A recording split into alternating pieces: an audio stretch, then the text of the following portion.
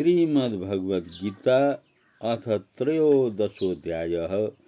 श्रीकृष्ण उवाच इदं शरीरं कौन्तेय क्षेत्रमित्यभिधीयते एतद्व्यतीतं प्राहुः क्षेत्रज्ञ इति तद्विदः।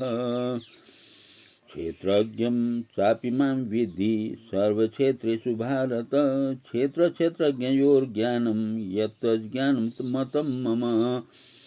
तत्क्षेत्रं यच्च यादृक् च यद्विकारि यतश्च यत् स च यो यत्प्रभावश्च तत्समासेन मे शृणु। ऋषिभिर्बहुधा गीतं छन्दोभिर्विविधैः पृथक् ब्रह्मसूत्रपदश्चैव हेतुमद्भिर्विनिश्चितैः। महाभूतान्यहङ्कारो बुद्धिरव्यक्तमेव च इन्द्रियाणि दशैकं च पञ्चचेन्द्रियगोचराः। इच्छा द्वेषः सुखं दुःखं संगातश्चेतना धृतिः एतत् क्षेत्रं समासेन सविकारमुदाहृतम्। अमानितो मदम्बितो महिंसा शान्तिरार्जवम् आचार्योपासनं शौचं स्थैर्यमात्मविनिग्रहः। इन्द्रियार्थेषु वैराग्य मनोहङ्कार एव च जन्ममृत्युजराव्याधि दुःखदोषानुदर्शनम्।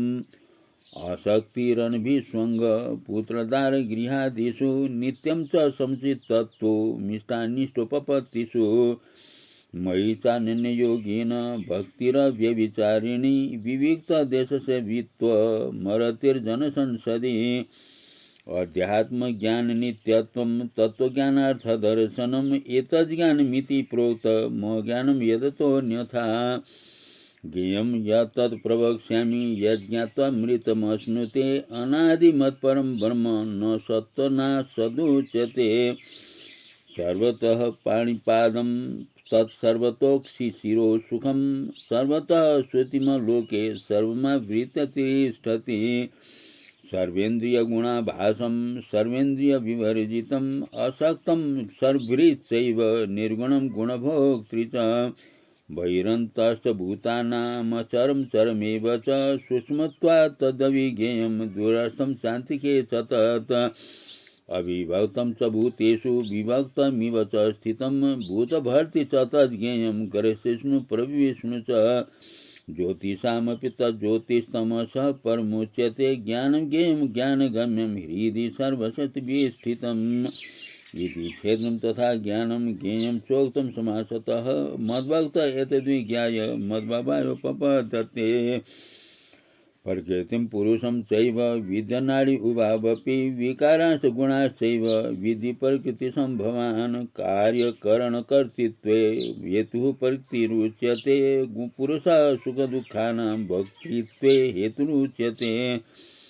पुरुषः प्रकृतिस्थो हि भुङ्क्ते प्रकृतिजान् गुणान् कारणं गुणसङ्गोऽस्य सदसद्योनिजन्मसु।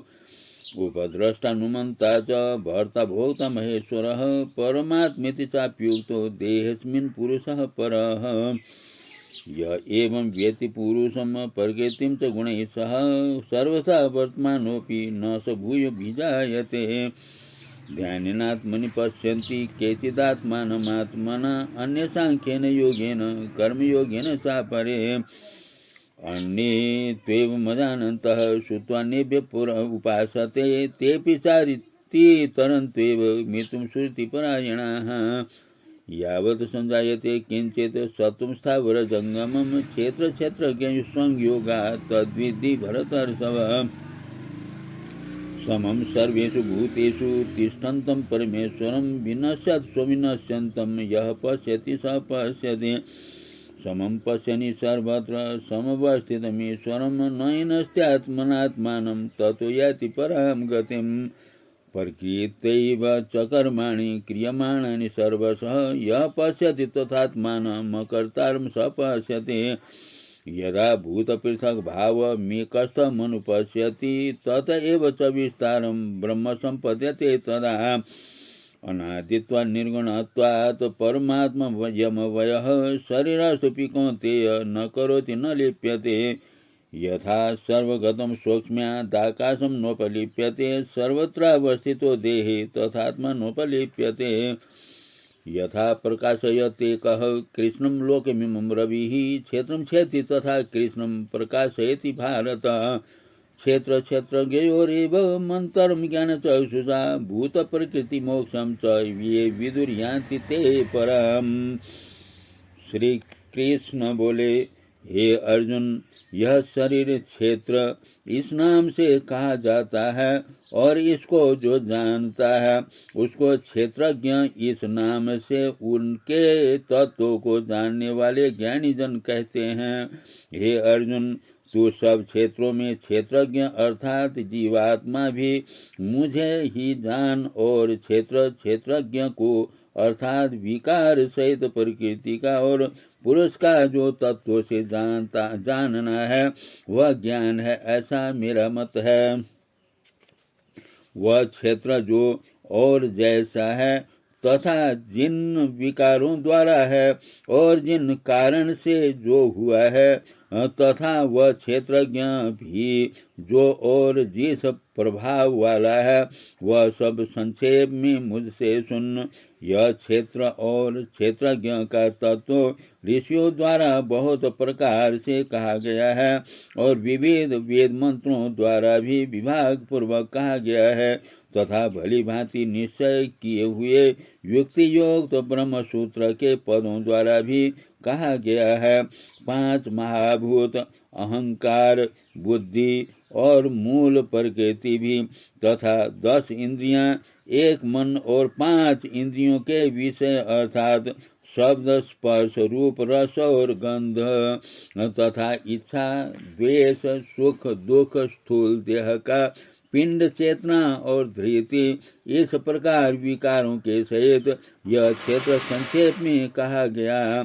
श्रेष्ठता के अभिमान का अभाव, दंभाचरण का अभाव, किसी भी प्राणी को किसी प्रकार भी न सताना, क्षमा भाव, मन वाणी आदि की सरलता, श्रद्धा भक्ति सहित गुरु की सेवा, बाहर भीतर की शुद्धि, अंतःकरण की स्थिरता और मन इंद्रियों सहित शरीर का निग्रह, इस लोक और परलोक के संपूर्ण भोगों में आसक्ति का अभाव और अहंकार का भी अभाव, जन्म, मृत्यु, जरा और रोग आदि में दुख और दोषों का बार बार विचार करना, पुत्र, स्त्री, घर और धन आदि में आसक्ति का अभाव, ममता का न होना तथा प्रिय और अप्रिय की प्राप्ति में सदा ही चित्त का सम रहना, मुझ परमेश्वर में अनन्य योग के द्वारा अव्यभिचारिणी भक्ति तथा एकांत और शुद्ध देश में रहने का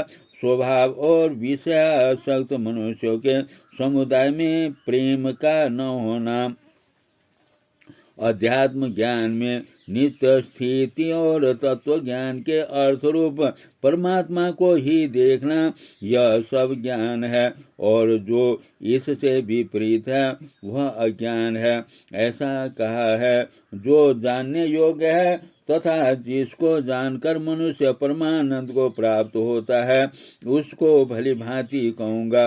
वह अनादि वाला परम ब्रह्म न सत ही कहा जाता है न असत ही। वह सब ओर हाथ पैर वाला, सब ओर नेत्र, सिर और मुख वाला तथा सब ओर कान वाला है, क्योंकि वह संसार में सबको व्याप्त करके स्थित है। वह संपूर्ण इंद्रियों के विषयों को जानने वाला है, परंतु वास्तव में सब इंद्रियों से रहित है तथा आसक्ति रहित होने पर भी सबका धारण पोषण करने वाला और निर्गुण होने पर भी गुणों का भोगने वाला है। वह चराचर स्वभूतों के बाहर भीतर परिपूर्ण है और चर अचर भी वही है और वह सूक्ष्म होने से अभिज्ञेय है तथा अति समीप में और दूर में भी स्थित वही है। वह परमात्मा विभाग रहित एक रूप से आकाश के सदृश परिपूर्ण होने पर भी चराचर संपूर्ण भूतों में विभक्त सा स्थित प्रतीत होता है, तथा वह जानने योग्य परमात्मा विष्णु रूप से भूतों को धारण पोषण करने वाला और रुद्र रूप से संहार करने वाला तथा ब्रह्मा रूप से सबको उत्पन्न करने वाला है। वह परब्रह्म ज्योतियों का भी ज्योति एवं माया से अत्यंत परे कहा जाता है। वह परमात्मा बोध स्वरूप जानने के योग्य एवं तत्व ज्ञान से प्राप्त करने योग्य है और सबके हृदय में विशेष रूप से स्थित है। इस प्रकार क्षेत्र तथा ज्ञान और जानने योग्य परमात्मा का स्वरूप संक्षेप में कहा गया। मेरा भक्त इसको तत्व से जानकर मेरे स्वरूप को प्राप्त होता है। प्रकृति और पुरुष इन दोनों को ही तू अनादि जान और राग द्वेष आदि विकारों को तथा त्रिगुणात्मक संपूर्ण पदार्थों को भी प्रकृति से ही उत्पन्न जान। कार्य और कारण को उत्पन्न करने में हेतु प्रकृति कही जाती है और जीवात्मा सुख दुखों के भोक्तापन में अर्थात भोगने में हेतु कहा जाता है। प्रकृति में स्थित ही पुरुष प्रकृति से उत्पन्न त्रिगुणात्मक पदार्थों को भोगता है और इन गुणों का संग ही इस जीवात्मा के अच्छी बुरी योनियों में जन्म लेने का कारण है। इस देह में स्थित यह आत्मा वास्तव में परमात्मा ही है। वह साक्षी होने से उपद्रष्टा और यथार्थ सम्मति देने वाला होने से अनुमंता सबका धारण पोषण करने वाला होने से भरता जीव रूप से भोगता ब्रह्मा आदि का भी स्वामी होने से महेश्वर और शुद्ध सच्चिदानंद घन होने से परमात्मा ऐसा कहा गया है। इस प्रकार पुरुष को और गुणों के सहित प्रकृति को जो मनुष्य तत्व से जानता है और वह सब प्रकार से कर्तव्य कर्म करता हुआ भी फिर नहीं जन्मता। उस परमात्मा को कितने ही मनुष्य तो अशुद्ध हुई सूक्ष्म बुद्धि से ध्यान के द्वारा हृदय में देखते हैं, अन्य कितने ही ज्ञान योग के द्वारा और दूसरे कितने ही कर्म योग के द्वारा देखते हैं अर्थात प्राप्त करते हैं। परंतु इनमें दूसरे अर्थात जो मंद बुद्धि वाले पुरुष हैं वे इस प्रकार न जानते हुए दूसरों से अर्थात तत्व के जानने वाले पुरुषों से सुनकर ही तदनुसार उपासना करते हैं और वे श्रवण परायण पुरुष भी मृत्यु रूप संसार सागर को निसंदेह तर जाते हैं।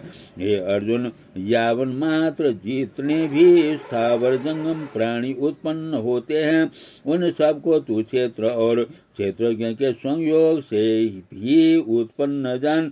जो पुरुष नष्ट होते हुए सब चराचर भूतों में परमेश्वर को नाश रहित और समभाव से स्थित देखता है वही यथार्थ को देखता है, क्योंकि जो पुरुष सब में समभाव से स्थित परमेश्वर को समान देखता हुआ अपने द्वारा अपने को नष्ट नहीं करता, इससे वह परम गति को प्राप्त होता है। और जो पुरुष संपूर्ण कर्मों को सब प्रकार से प्रकृति के द्वारा ही किए जाते हुए देखता है और आत्मा को अकर्ता देखता है वही यथार्थ देखता है।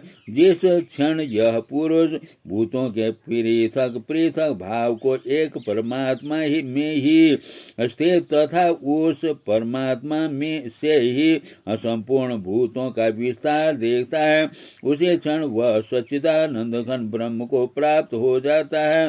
हे अर्जुन, अनादि होने से और निर्गुण होने से यह अविनाशी परमात्मा शरीर में स्थित होने पर भी वास्तव में न तो कुछ करता है और न लिप्त ही होता है। जिस प्रकार सर्वत्र व्याप्त आकाश सूक्ष्म होने के कारण लिप्त नहीं होता, वैसे ही देह में सर्वत्र स्थित आत्मा निर्गुण होने के कारण देह के गुणों से लिप्त नहीं होता है। हे अर्जुन, जिस प्रकार एक ही सूर्य ये संपूर्ण ब्रह्मांड को प्रकाशित करता है, उसी प्रकार एक ही आत्मा संपूर्ण क्षेत्र को प्रकाशित करता है। इस प्रकार क्षेत्र और क्षेत्रज्ञ के भेद को तथा कार्य सहित प्रकृति के मुक्त होने को जो पुरुष ज्ञान नेत्रों द्वारा तत्व से जानते हैं, वे महात्मा जन परम ब्रह्म परमात्मा को प्राप्त होते हैं। ओम तत्सदिति श्रीमद्भगवद्गीता सुपनिषत्सु ब्रह्म विद्यायां योग शास्त्रे श्री कृष्णार्जुन संवादे क्षेत्र क्षेत्रज्ञ विभाग योगो नाम त्रयोदशोऽध्यायः। ओम सर्वे भवन्तु सुखिनः, सर्वे सन्तु निरामया, सर्वे भद्राणि पश्यन्तु, मा कश्चित् दुःखभाग् भवेत्। ओम नमः।